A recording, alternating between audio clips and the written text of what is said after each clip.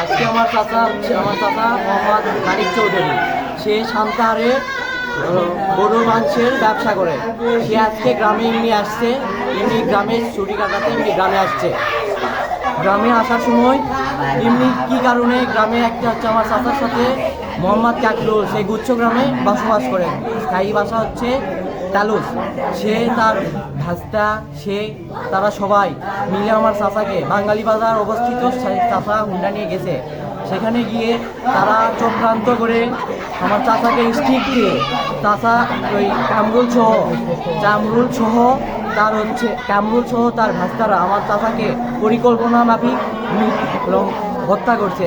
আমি তাদের হত্যার বিচার চাই এবং তাদের সর্বোচ্চ শাস্তি ফাঁসি চাই।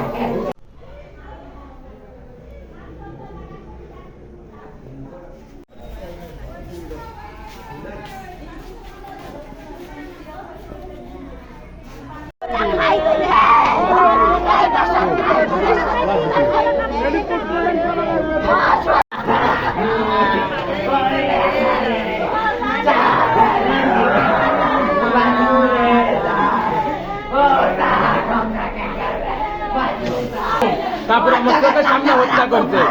জয়স্টিক হয়েছে এত বড় লাঠি লোহার মতো জয়স্টিক, ওইটাতে একবারে মেরে মেরে ওই সাইড ওরা পারে চলে গেছে। লাজরের হোটেল, বাঙালি বাজার লাজরের হোটেলে ঘটনা হয়েছে। গ্রামবাসীও ছিল ওখানে, সবাই সাক্ষী আছে ওখানে, সবাই দেখছে। আমাদের সবগুলোর উপর আক্রমণ শুরু করছে ওরা সবগুলা।